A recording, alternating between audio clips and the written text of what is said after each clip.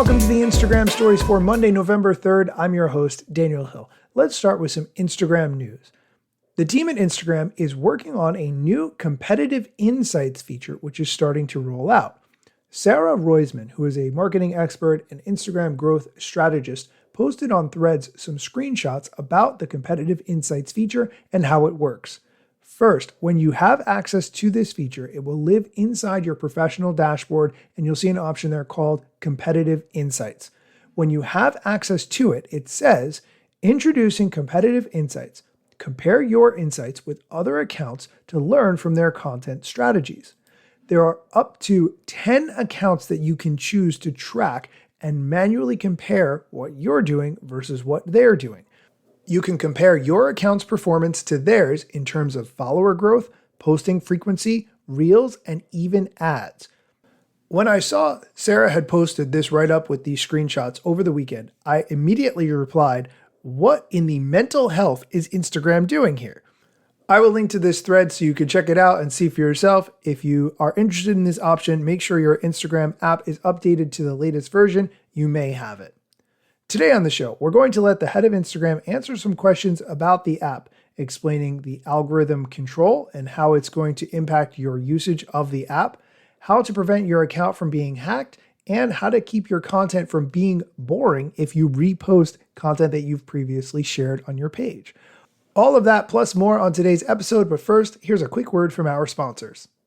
Welcome back. Let's dive into the questions and answers from the head of Instagram, and let's talk about the first one, which has to do with the algorithm controls that Instagram is rolling out. You will have the ability to enter the topics that you want to see content about, as well as the topics you do not want to see content about. The question is specifically around this control, but trial reels. Will the new algorithm control thing impact trial reels? Here's Adam's answer.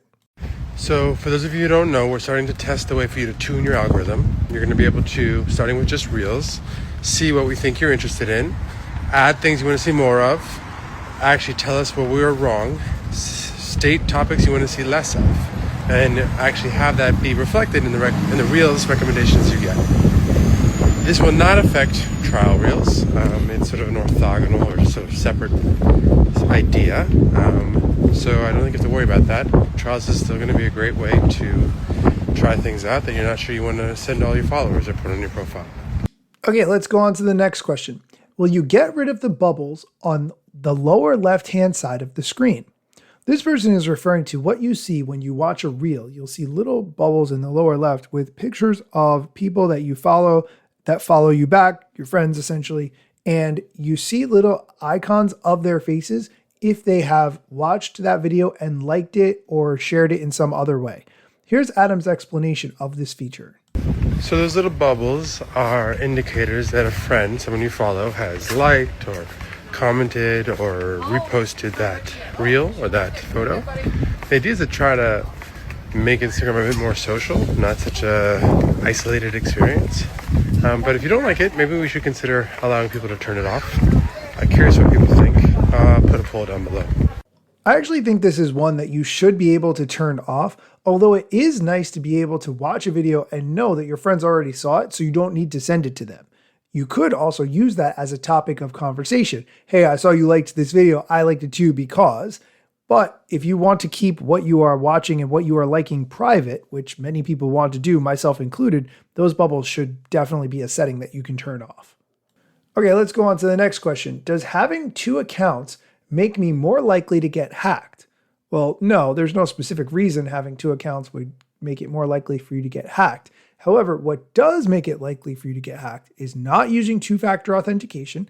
Always turn two-factor authentication on. And if you are using the same password on Instagram that you're using on other sites, and those other sites get hacked, because that can happen, right? And that happens quite frequently. You're using the same password in multiple places with the same username, and that other place gets hacked. You don't have two-factor authentication on. Someone uses a password that they know works for your account, and they're able to get in. This is incredibly common. Here's Adam's answer to whether or not having 2 accounts makes it more likely to get hacked.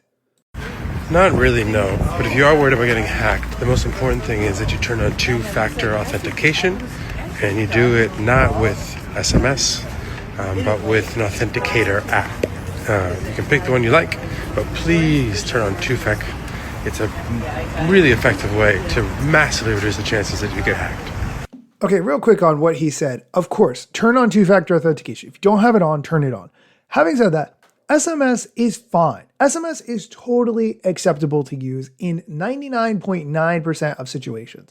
The only time where SMS is not a viable method of receiving the two-factor authentication mode is if someone calls your cell phone provider, pretends to be you, and has your account or service migrated to a different phone.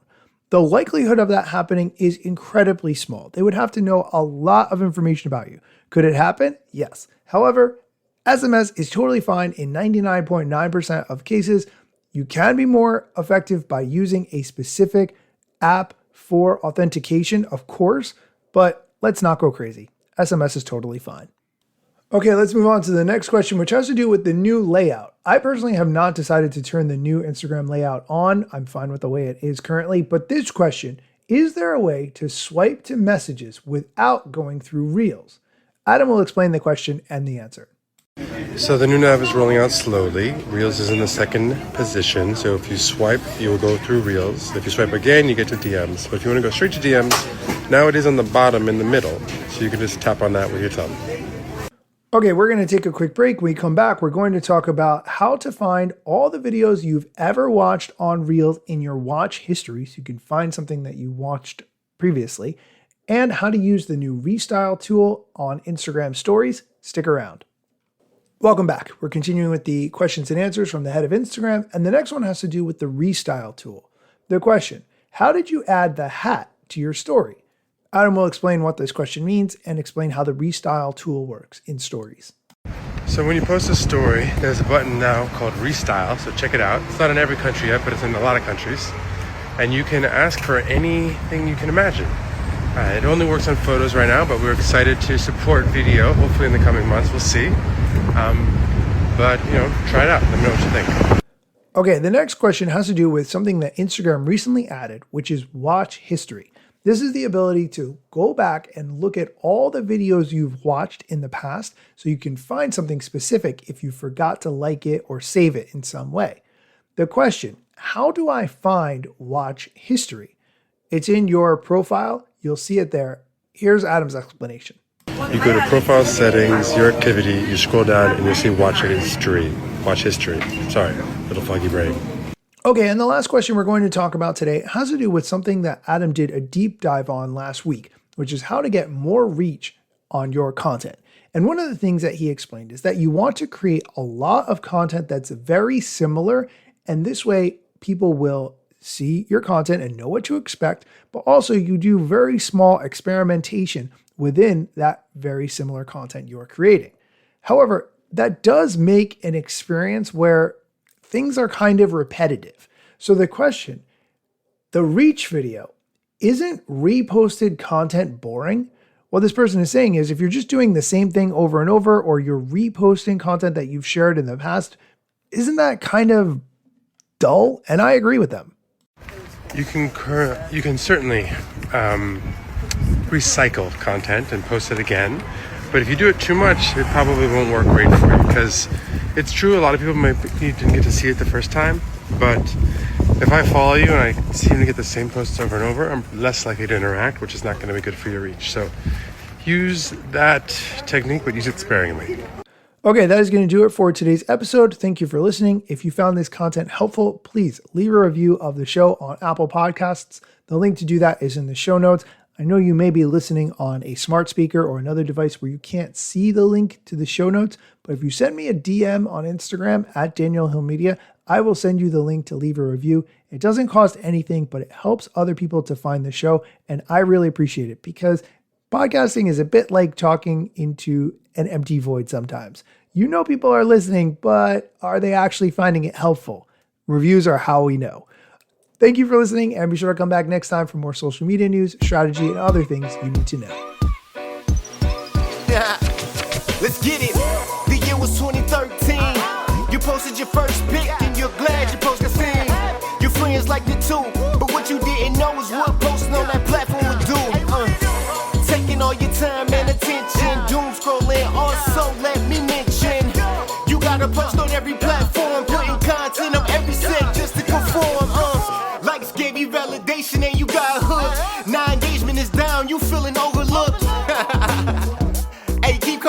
more podcasts. And find me on Instagram at Daniel Hill Media.